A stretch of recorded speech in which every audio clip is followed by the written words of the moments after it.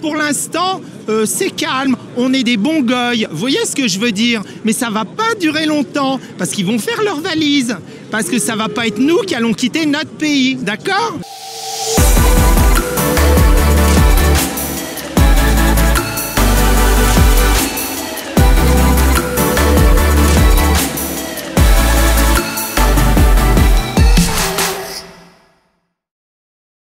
Bonjour. Alors, comment se présente le champ de bataille aujourd'hui? Bah écoutez, tous les soldats sont arrivés, on attend encore un peu de renfort, tout se passe plutôt bien. Et on va encore se faire entendre, excusez-moi, il y a mon téléphone qui sonne. Merci Rambo, merci. Merci. Un message pour les jeunes. On aimerait qu'il y ait plus de jeunes, voilà. C'est contraire à nos principes de nous laisser faire par un gouvernement, je vais dire vulgaire, de merde, voilà.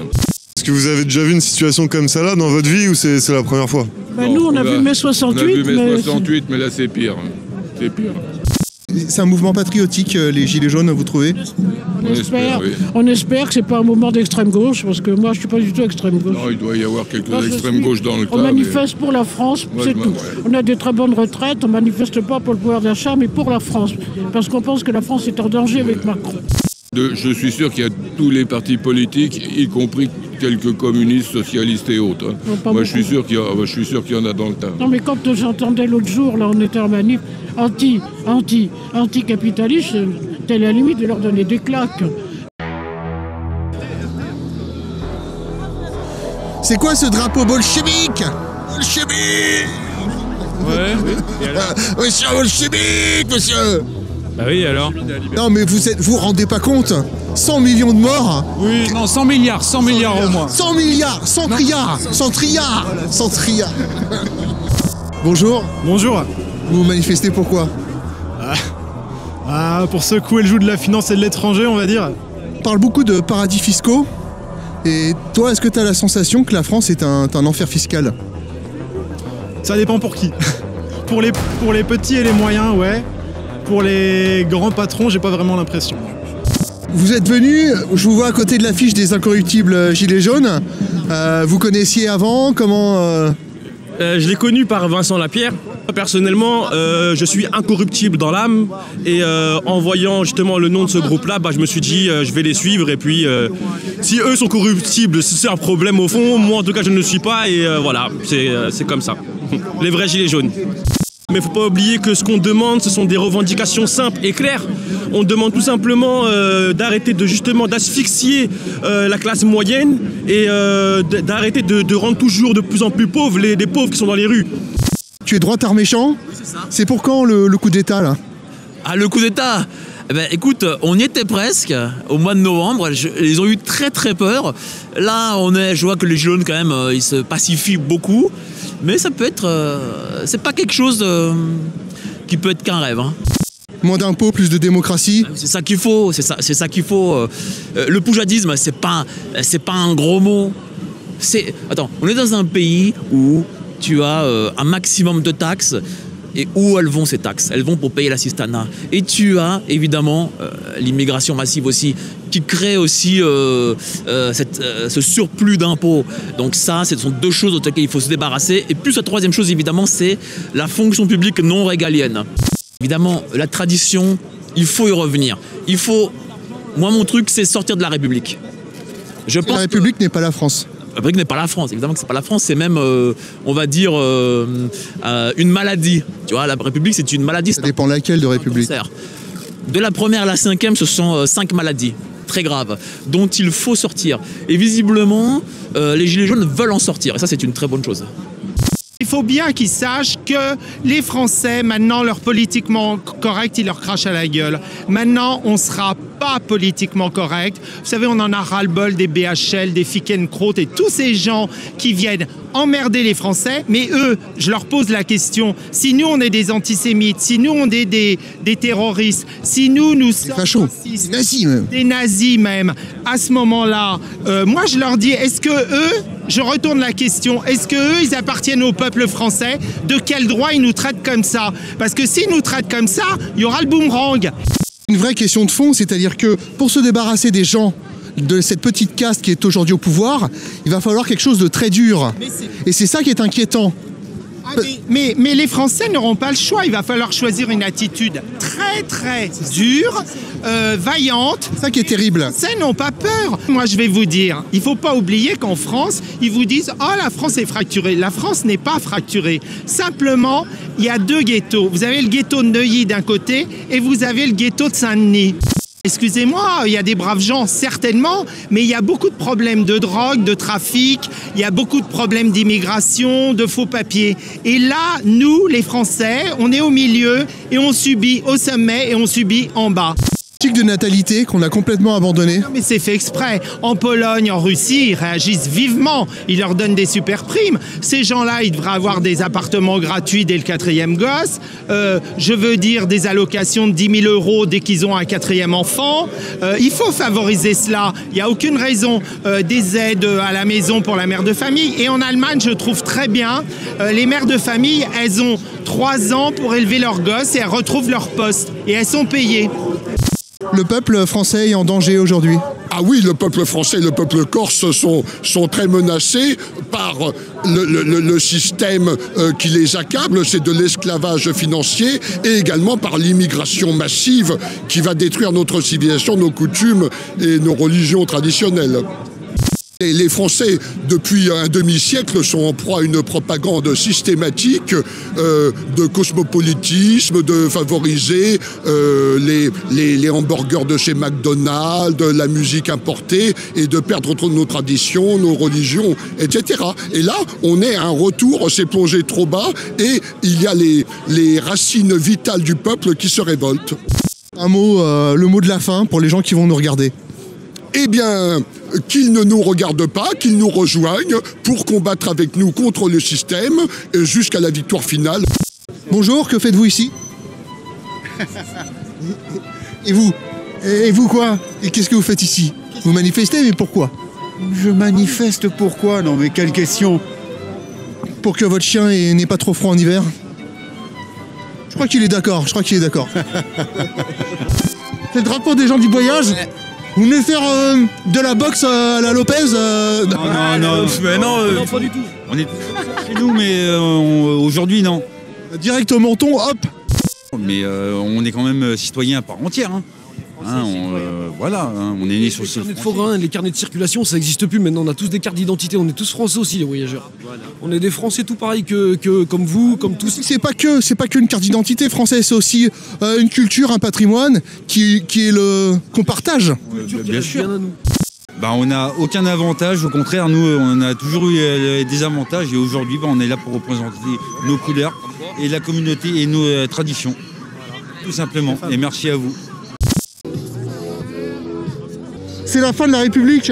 Ah mais j'espère, parce que là vraiment on en a plus que marre, cette bande de salopards qui ne font que décider des choses à notre place, prendre que des décisions absolument scandaleuses, nous faire croire que si on changeait de parti au pouvoir, ça changerait quelque chose. Je crois que là ça y est, les Gilets jaunes ils ont compris, la République, la délégation de pouvoir, ça suffit. On veut la démocratie directe maintenant.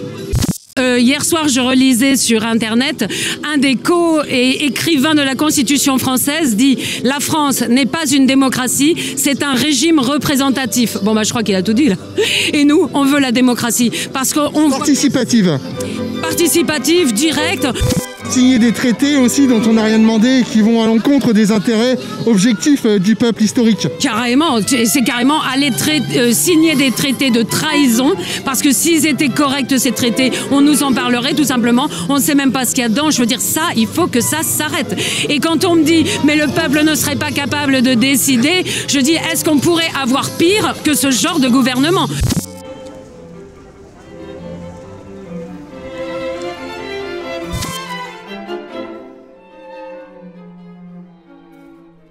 Matraque Benalla, vous pensez que c'est pour ça que Macron aime Benalla? Peut-être parce qu'il aime les matraques?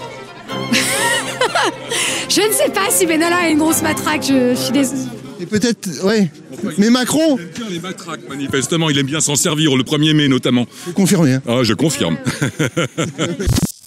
Monsieur, quel est ce dangereux ananas sur votre gilet jaune? Ça, c'est un joli fruit, il est sucré, il est bon. Et il en fait voir de toutes les couleurs. Les cortèges nous éloignent des lieux de pouvoir. Bien sûr, c'est fait exprès, ils ont peur. On est devenus des moutons. Des moutons, oui, mais personnellement, je suis pas un mouton, moi. Devenus des moutons, oui, tout à fait. Alors, attention, des moutons, ça peut se transformer en loup. Personne s'occupe des SDF. Moi, je leur donne à manger avec les gilets jaunes. Donc, c'est pour prouver que les gilets jaunes donnent et ont du cœur, même s'ils n'ont rien. Et c'est toujours les gens qui n'ont rien qui font.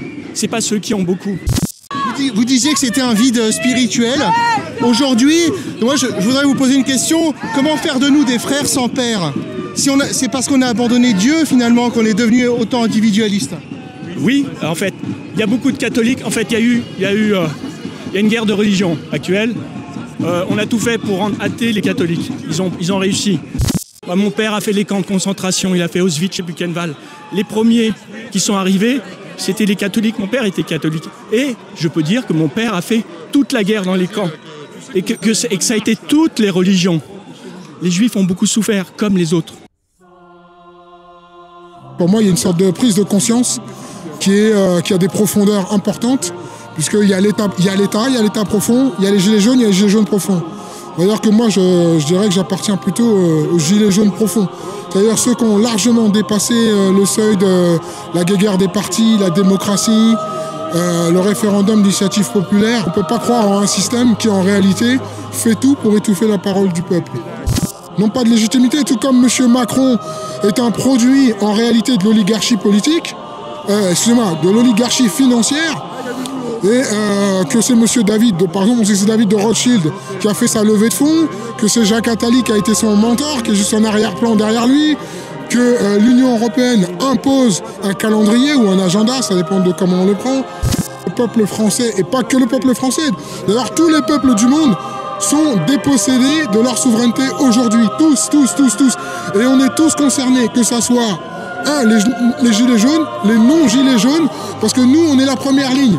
On est à la bataille de Stalingrad. Stalingrad, ça veut dire quoi? C'est-à-dire on a le fusil, mais on n'a pas les cartouches. Derrière, on a la deuxième ligne. On tombe, et c'est la deuxième ligne qui doit ramasser le fusil et le chargeur et devenir la première ligne. Les racines de la France, bon, pour moi, elles sont chrétiennes. La vraie France, elles sont quand même chrétiennes. Donc il faudra revenir là-dessus. Mais c'est le melting pot mondialiste qui a fait que les Français aujourd'hui, je parle bien des Français, je parle des Blancs en fait, principalement eux, parce que moi je suis martiniquais, donc nous on a gardé un peu la conscience chrétienne, et ils ont perdu ce lien spirituel. Père et mère sont devenus des gros mots. Tout comme par exemple père et mère, mais il n'y a pas que ça, puisqu'on est dans une destruction totale, donc on voit bien. On pourra plus dire je vous salue Marie, Mère de Dieu, mais je vous salue Marie, parent d'eux. Qu'est-ce que c'est que ce foutoir? Ouais, bon, ils vont vouloir essayer d'effacer le mot, mais le mot existera toujours, puisqu'on va tous devenir à terme des dissidents, de toutes les façons.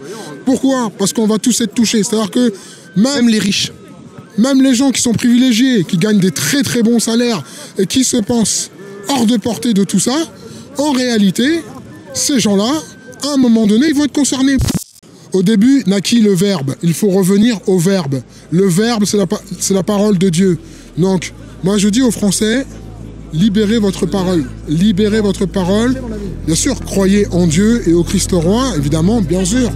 Et surtout, remettez-vous-en à lui, car vous avez affaire à des gens qui essayent de déchaîner des forces qu'on peut qualifier d'occultes quand même.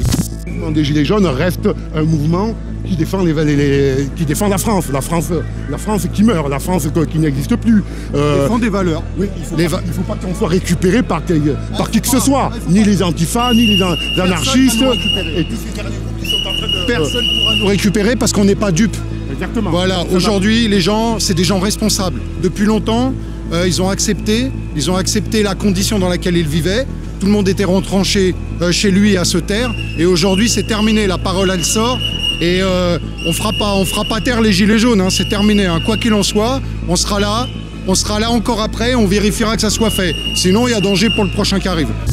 Nous, on se bat pour leur dire ça suffit, on n'accepte le plus. Et on ne va pas accepter ça, c'est terminé. On n'est pas dupes et on ne va pas nous rouler dans la farine. On n'est pas des vaches à lait, on est intelligent, on est responsable et c'est pour ça qu'on est dans la rue. Merci.